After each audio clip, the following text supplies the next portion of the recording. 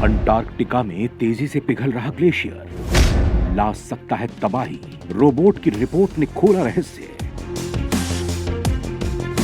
समुद्र के स्तर में विनाशकारी तबाही का मंडरा रहा डर।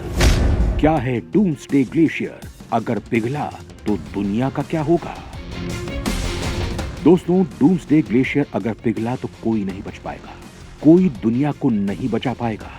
डूम्सडे ग्लेशियर, जिसका नाम थ्वाइट्स ग्लेशियर है, लेकिन इसे डूम्सडे क्यों कहते हैं, ये जानकर आपका गला सूख जाएगा। डूम्सडे यानी कयामत का दिन, और वैज्ञानिकों का मानना है कि जिस दिन ये ग्लेशियर ढह जाएगा उस दिन वाकई में कयामत आ जाएगी। और अब वैज्ञानिकों का कहना है कि डूम्सडे ग्लेशियर तेजी से अनएक्सपेक्टेडली पिघल रहा है। डूम्सडे ग्लेशियर खतरे में है और इसका मतलब है कि मानव जाति भी खतरे में है। एक पेंसिल जितने रोबोट ने महाविनाश की ओर बढ़ती पिक्चर को कैप्चर किया। दोस्तों, अगर डूम्सडे ढह गया तो क्या होगा? एक छोटा सा उदाहरण पहले सुन लीजिए। सन 2020 में इंटरनेशनल थ्वाइट्स ग्लेशियर कोलैबोरेशन के एस्टीमेट के अकॉर्डिंग अगर डूम्सडे ग्लेशियर ढह गया तो सी लेवल अचानक से 25 इंच बढ़ जाएगा, यानी 2 फुट से भी ज्यादा, और इसके लिए दुनिया तैयार नहीं है। एक स्टडी के अनुसार साउदर्न ल्यूसियाना और मिसिसिपी तबाह हो जाएंगे। न्यूयॉर्क के मैनहट्टन केवल स्प्लैश होगा, लेकिन लो लाइन एरिया जैसे हडसन यार्ड्स में बाढ़ आ जाएंगी। लॉस एंजलिस तट उस ग्लेशियर का प्रभाव पहुंच जाएगा और हजारों लोगों की मौत का कारण डूम्सडे ग्लेशियर का पिघलना होगा। और सिर्फ इन्हीं जगहों पर नहीं, पूरी दुनिया में जो कोस्टल कम्युनिटीज हैं उनका सर्वनाश हो जाएगा। वैज्ञानिकों ने बताया है कि डूम्सडे ग्लेशियर वेस्ट अंटार्कटिका के चारों ओर जो आइस है उसके लिए एक नेचुरल डैम की तरह काम करता है।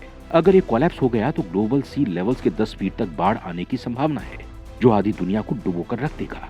तो आप इतना तो समझ ही गए होंगे कि इसका नाम डूम्सडे ग्लेशियर क्यों है, क्योंकि जिस दिन ये कोलैप्स हुआ वो दिन कयामत का दिन होगा। चलिए आपको बताते हैं कि वैज्ञानिकों की नई खोज क्या चेतावनी दे रही है। ये डूम्सडे ग्लेशियर क्या है, कहाँ है और किस चीज ने इसे रोक कर रखा है, और वैज्ञानिकों के अनुसार ये कोलैप्स होने के कितने नजदीक है। दोस्तों, डूम्सडे ग्लेशियर यानी थ्वाइट्स ग्लेशियर लगभग फ्लोरिडा के साइज जितना ही ग्लेशियर है, जो वेस्ट अंटार्कटिका में है। ये 74,000 वर्ग मील में फैला हुआ है। आपकी जानकारी के लिए बता दें कि अंटार्कटिका एक मानव रहित कॉन्टिनेंट है। यहाँ परमानेंटली कोई नहीं रहता। यहाँ बस वैज्ञानिक अपनी रिसर्च और एक्सपेरिमेंट के लिए आते हैं, क्योंकि इसका 98% हिस्सा लगभग 1.6 किलोमीटर मोटी बर्फ से ढका है। ये जगह इंसानों के बसने के लायक नहीं है। इसी अंटार्कटिका के वेस्ट पार्ट में ये थ्वाइट्स ग्लेशियर है, जिसे एक बर्फ की चट्टान ने रोक के रखा है। ये चट्टान इस ग्लेशियर के आगे नाखूनों की तरह है। वैज्ञानिकों का कहना है कि जैसे आइस शेल्फ ने अपने नाखूनों से ग्लेशियर्स को जमीन के टुकड़े पर रोका हुआ है, ये बर्फ की चट्टान समुद्र की सतह को छूती है और समुद्र और ग्लेशियर के बीच एक ढाल का काम कर रही है। ग्लेशियर को समुद्र में ढहने से रोक रही है। ग्लेशियर अगर कोलैप्स कर गया और समुद्र में ढह गया तो समुद्र का स्तर कितना बढ़ जाएगा, ये तो हमने आपको बता ही दिया। क्लाइमेट चेंज की वजह से समुद्र का पानी अगर थोड़ा भी गर्म हो गया तो ये आइस शेल्फ, ये बर्फ की चट्टान पिघल जाएगी और फिर कयामत आएगी। वैज्ञानिकों की माने तो समुद्र स्तर का 2 फीट बढ़ जाना पूरी दुनिया के तटीय इलाकों को तबाह करने के लिए काफी है। और जैसा कि हमने बताया कि ग्लोबल सी लेवल 10 फीट तक बढ़ जाएगा। हाल ही में प्रकाशित हुई एक स्टडीज के अनुसार आइस शेल्फ कमजोर पड़ रही है। दोस्तों, इसी हफ्ते बुधवार को जर्नल नेचर में 2 स्टडीज प्रकाशित हुई, जिसमें वैज्ञानिकों ने खुलासा किया कि बर्फ की चट्टान के नीचे बर्फ पिघलने की रफ्तार तो पहले की तुलना में कम हो गई है, लेकिन इसकी गहरी दरारें और सीढ़ीनुमा संरचनाएं बहुत तेजी से बिखर रही हैं। हर साल ग्लेशियर की अरबों टन बर्फ पिघल रही है, जो एनुअल सी लेवल राइज में फुल % का योगदान देती है। ये उस पॉइंट पर से पिघल रही है जहां ग्लेशियर सी फ्लोर में मिलता है। इस रिसर्च से पता चलता है कि करीब 5000 साल पहले ग्लेशियर से नियमित रूप से बर्फ निकलनी शुरू हो गई थी।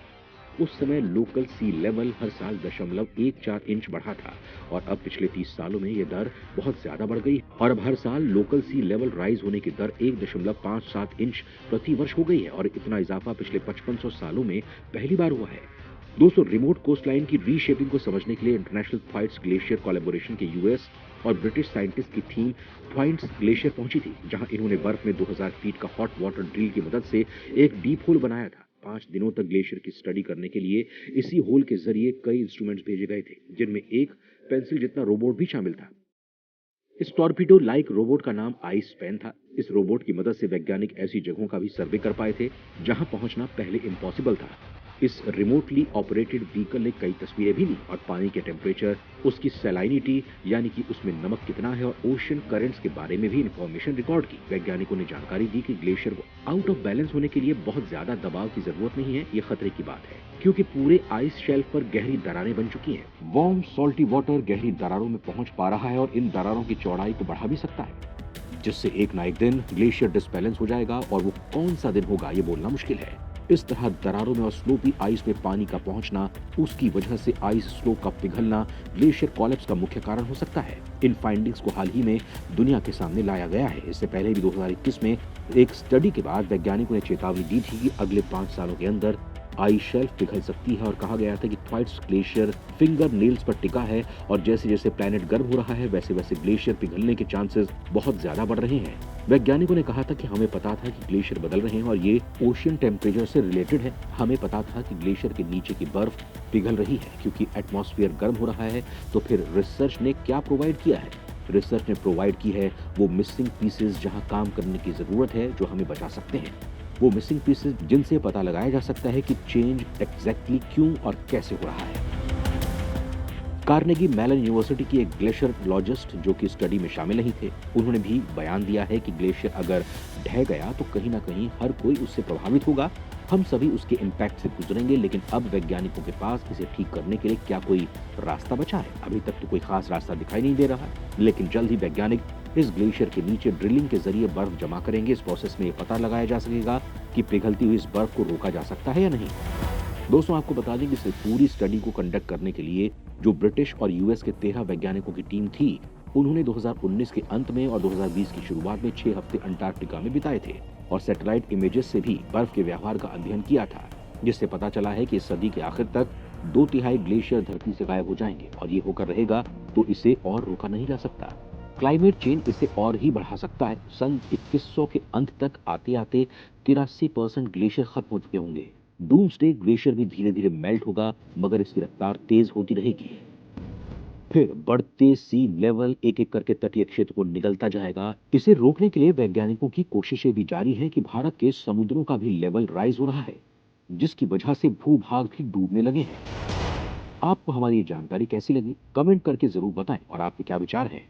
कब ऐसा होगा कि ये ग्लेशियर टूट कर गिरेगा और धरती का एक बहुत बड़ा भूभाग पानी में डूब जाएगा? सन 2021 का टारगेट दिया गया है, लेकिन क्या इससे पहले घट सकता है? आपका क्या मानना है? हमें कमेंट करके बताना ना भूलें।